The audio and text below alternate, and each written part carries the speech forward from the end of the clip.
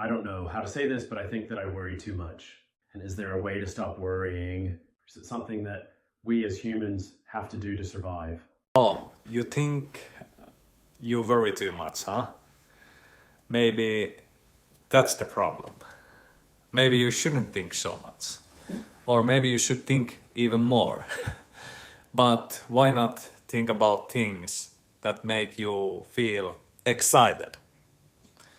Like a kid waiting for Christmas to come, or a dog wagging its tail in pure joy at the sight of its favorite human. Maybe you need to be more like a dog, but then again, maybe not. To answer your question properly, we need to understand what worrying is, how it works, what it does, and why it's there. Is it there to make us feel bad and cautious every time we do something? Or is it there to help us realize what we want as opposed to what we don't want? Let's start with this. Every human has been given what might be the greatest gift in the universe. But this greatest gift, the one you and I share, can also turn against us and become a curse if we don't know how to handle it. It's like any piece of equipment or tool. You can use it to make your life easier and more pleasant, or you can cause harm if you don't know how to use it or only know one way to use it. Take a knife, for example.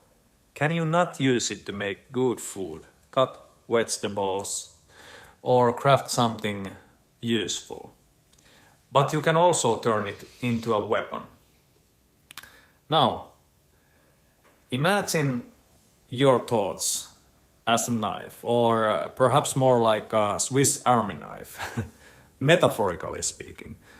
With your thoughts, can you not innovate, solve problems, and improve the quality of life? Even if you feel this is beyond your reach, surely you know of others who have done so. Think about the countless inventions that have improved our lives. Harnessing electricity, distributing clean water almost everywhere, and so much more. At the same time, the human mind has also brought destruction and chaos. This duality shows us that our thoughts, our imagination, are our greatest tool. They can lead us to unparalleled joy or drag us into the depths of misery. So your thoughts, when used in the right way, can truly turn your life upside down in the best way possible. So your thoughts, when used in the right way, can truly turn your life upside down in the best way possible. Let me ask you this. When you were a child, did you worry a lot? I mean, when you were really young, maybe 4 to 6 years old. What do you think?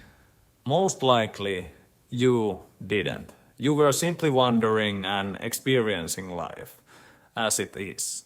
I know people who grew up in really poor or even abusive families, yet they can recall moments of being carefree without worry. I have seen children from poor families play and laugh just as much as the rich. And by poor, I don't just mean financially. Some children are born into truly difficult circumstances. Yet they still find ways to cry and laugh. But often, those who grow up in negative environments tell me they avoided adults because to them adults seemed less happy and playful than they would have liked. Well, someone might argue life is just like that. You have got to do what you have got to do. And someone else might say, if you were me, you would do the same thing. To that I say, luckily that's not going to happen. Let's not use our imagination to seek justice or blame, because we have seen what happens after that. Jesus Christ. We even nailed him to the cross. And so many others, before and after. Think about the person who came up with the idea of a cross, then thought it would be a cool idea to nail someone to it. Let them hang there, suffer, and die. That's different kind of art, to hang in my imagination. Once when I was in Finland, I can't remember the year, maybe 20 years ago or more.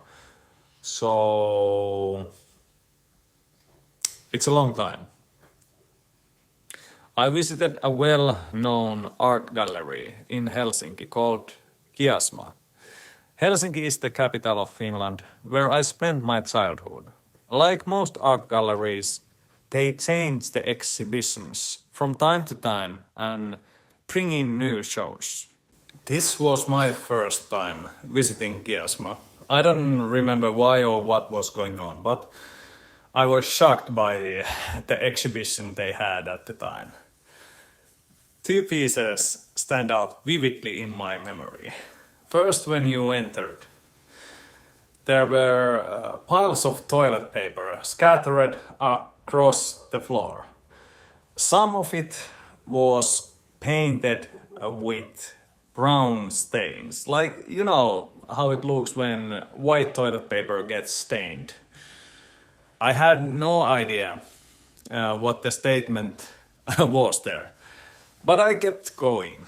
The second piece is the one that still makes me wonder. There was a white room, and on a big wall, a life-sized video was projected. In the video, there was a naked woman standing on a slowly rotating platform. She said something like, "Hi, my name is Anna," or something similar.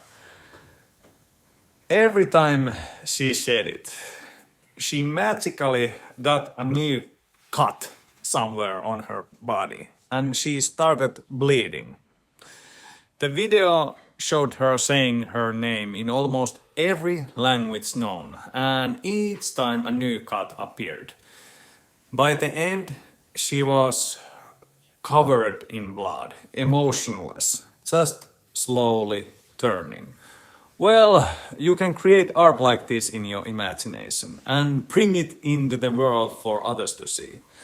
And if you look closely, you can see this happening right before our eyes. Even horror movies are someone's strange ideas brought to life. As long as people enjoy art like this, it's going to fuel similar ideas. Some might call them negative or unpleasant. On the other hand, you can create truly beautiful art in your mind and share that with the world. See, these things require someone to use the gift of imagination. It all happens in the mind first. Now let me ask you, what kind of art are you hanging in your mind? It's your choice after all, right? When I decorate my mind, I focus on things that make me feel good, on things that are beautiful to see. But now you might ask, how can I think good thoughts when bad things are happening? Well, let's start with the old riddle. Which came first, the egg or the chicken? What do you think? Don't answer, just think. You already have the answer. Now let's reframe it. Which came first, a thought or reality, as you think of it? Please listen to this again, but with awareness this time. Which came first, a thought or reality, as you think of it? Now, if you didn't get this, let me put it this way. Which came first, a thought or reality as you think of it? Let's say things are as they are. Bad things, negative things are happening no matter how you think of them. And this used to worry you because what happened outside affected how you felt.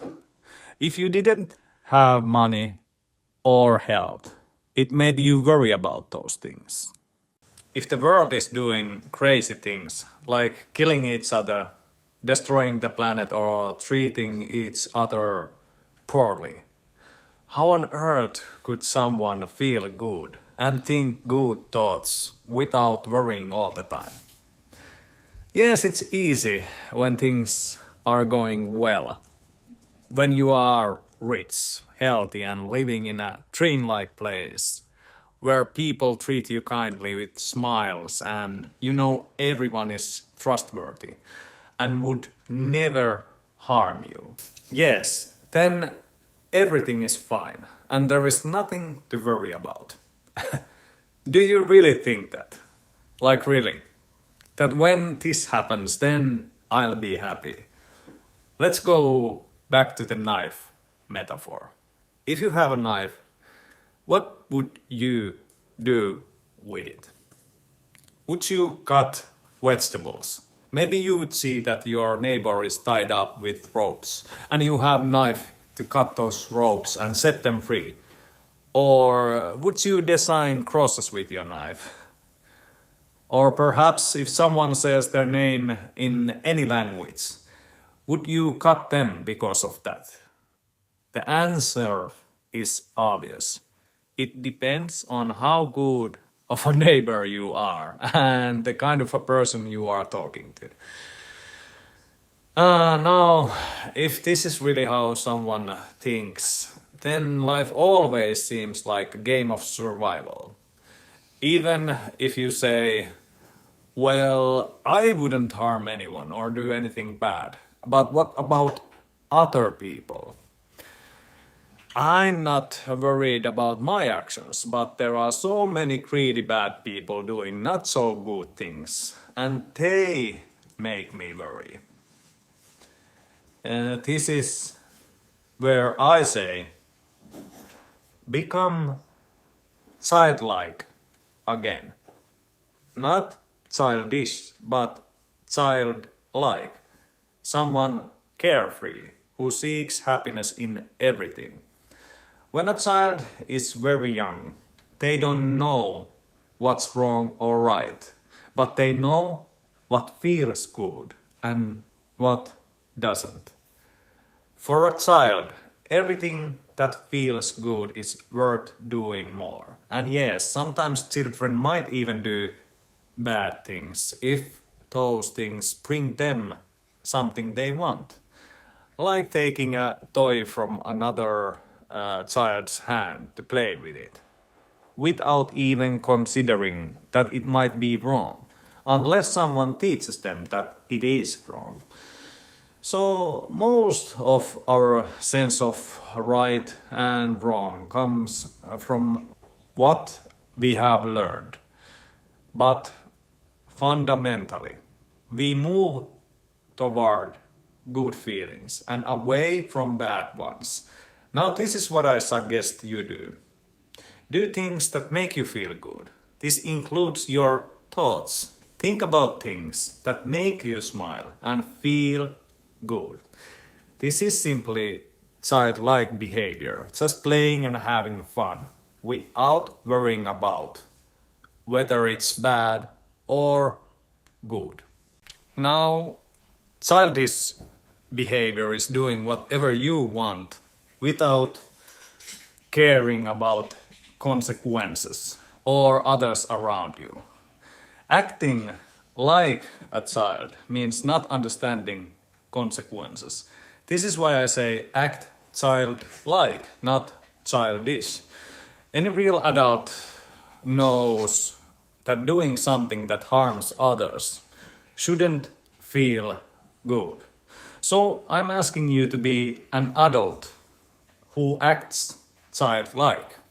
Someone who keeps thinking good thoughts, spreading good ideas, and having fun with what they have, while being fully aware of the consequences of their actions and thoughts. Now, that said, worrying never makes anyone feel good. And in that way, it's perfect, because doing something harmful shouldn't feel good. If it did, the program would break. Like when someone gets physically cut, it hurts. Pain feels bad because it's a warning. Please avoid doing this again. But if you remove the pain or bad feeling, people may do stupid things. Isn't that happening now? Removing the pain and people cut their bodies. Noses, breasts to fit a beauty standard. That's completely made up. So is there ever a good reason to worry? If it feels bad, it's a sign to stop worrying. Instead, start thinking happy thoughts that make you feel good. Worry is there to show you what you don't want, but if it doesn't move from what you don't want to what you want, it becomes a glitch in the program. It's like a person who keeps touching an electric fence and doesn't learn. Or like the art piece I told you about earlier. If the woman gets cut every time she says her name, maybe she should stop saying it. But I have the freedom to think and say whatever I want. Yes, you do. But does it help if it doesn't make you feel good? Shouldn't you look for another way to do things? To think differently, perhaps? It's not about what's right or wrong. It's about the consequences. And being adult enough to understand those consequences. Two men were walking by a stream when they suddenly heard someone screaming, "Help! Help!" They turned to see where the voice was coming from and saw someone drowning. Without thinking, one of the men jumped into the water. He swam and rescued the drowning person, dragging them to shore. But as soon as he got the person to safety, another voice cried out, "Help! Help!" Again, he jumped in the water and saved another person. But as soon as he returned, the same thing happened. "Help! Help!" Another person was drowning. Exhausted, the man said to his friend, "Next time, it's your turn. I'm out of breath." His friend, calm and thinking, replied, "Maybe we should go upstream and stop the person who is pushing all these people into the water." When we get hurt, we use a bandage. But if we keep getting hurt, maybe the bandage isn't the solution. Maybe we need to address the source. So hear me out. Maybe worrying isn't the way to solve your problems. Maybe thinking about the problem isn't going to make it go away. Maybe thinking in terms of solution is the answer. Maybe thinking happy thoughts about what you want instead of what you don't want is the way forward. Right thoughts lead to right feelings. Right feelings make worry disappear. Have you ever seen a happily worrying person? No, because it doesn't exist. If you understand that worry only creates more worry, like touching an electric fence over and over, wouldn't you stop? But I can't just stop worrying. There is so much happening in my life. It's easy for a child to be carefree. They don't have adult responsibilities.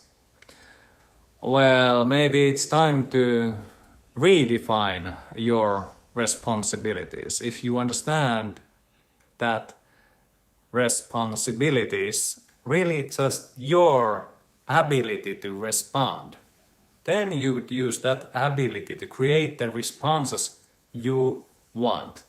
And that's as adult as it gets. When you absolutely know, if I do this, then this happens. Every time I think good thoughts, I feel good. Every time I feel good, I act good. Every time I act good, I set an example for others to follow and create more goodness. So now, what is your worry? It's the act you need to do. But when you need to go to the toilet, not to the electric fence. The purpose of your worry is to give you a hint of what you don't want, so you can clearly see what you do want and keep aiming for it. Let's say someone is worrying about money. Does worrying about it solve the problem? If someone has a worry about money, wouldn't the most practical thing be to start thinking about how to get more money? So much money, in fact, that there is no need to think about money again. Or at least not about the lack of it. It's like aiming for a bullseye. If you worry about missing it, you keep aiming anywhere but the bullseye. But if you know the best way to hit the bullseye is to focus only on the bullseye, wouldn't you do just that? But what if I miss? And what will others think if I don't hit the bullseye? And what if I'm not happy even after I hit it? Well, why not start by being happy first and then focus on what you want? If someone is only thinking about failure, they cannot succeed. It's like standing right next to a wall, staring at it, saying there is no way to go, so I shouldn't move, without ever turning around to see the vast space behind. Then, if you are at the edge, maybe it's time to turn around and go in another direction. In my late 20s, I wanted to surprise my girlfriend by taking her on a romantic trip to Paris. Not only did I take her there, but I also proposed to her at the Eiffel Tower. Cheesy, I know, but what happened before we got to our hotel was not so smooth. First, when we arrived in Paris, we tried to find our hotel by asking for directions from locals. And for some reason, their directions made us even more lost. We ended up walking back and forth, zigzagging through the streets, never actually getting anywhere. So we finally did what everyone should do. We asked a taxi driver to take us there. As it turned out, we had been standing right next to the hotel the entire time. At least he showed us where it was. Now it was the middle of the night, and just as I was about to pull the door open for my girlfriend, guess what? It was locked. No way, I thought. A hotel can't be locked. But as I pulled on the door, I noticed someone sitting inside. I knocked on the window and signaled for them to open the door. They looked at me and then just turned away. What a jerk, I thought. Wait until I get in there. Then a person standing nearby saw me pulling the door and knocking on the window. Without saying a word, he reached out and pushed the door open. You have no idea how embarrassed I was. The door was never locked. It was always open. You just had to push, not pull. So, if you have been trying to worry and it hasn't solved the problem, why not try something else? Instead of pulling all the negativity in, why not try pushing the positivity out? I'm just asking you to try it and see what happens. If worrying makes you feel good, then keep doing it. But if it's something you want to change, then do the opposite. Life is pretty simple. Do the right things and the right things happen. But I can't, because every time I talk to my mom, I get so angry. She makes me mad. She doesn't listen to what I say. And she just complains. Stop touching the electric fence. So your solution is to stop talking to my mom? Well, I can. So why not you? But it's my mom. I can't just stop talking to her. Okay, maybe your mom isn't the electric fence, like someone cutting you off in traffic.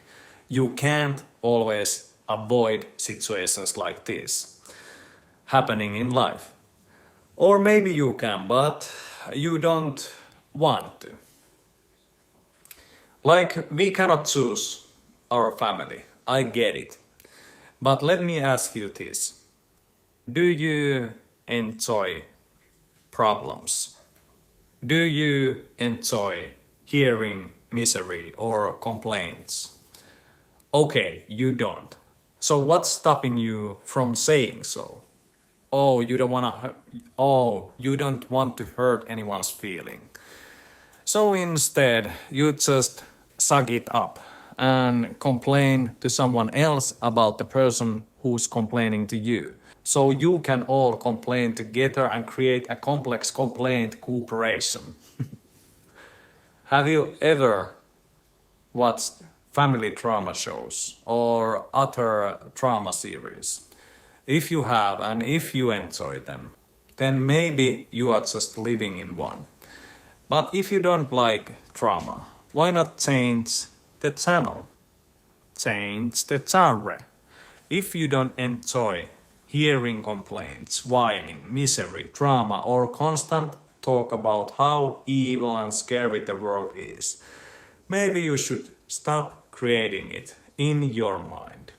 At least that's something you can do.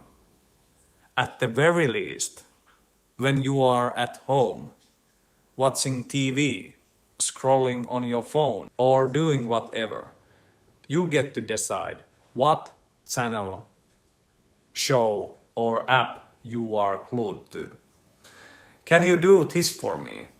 No matter what, keep the controller in your own hands, so you can choose what you watch. But what should I watch then?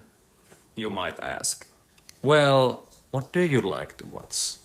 When someone cuts you off in traffic, do you think, oh my god, they must be in a hurry? Maybe something happened to their wife and they are rushing to the hospital to see her.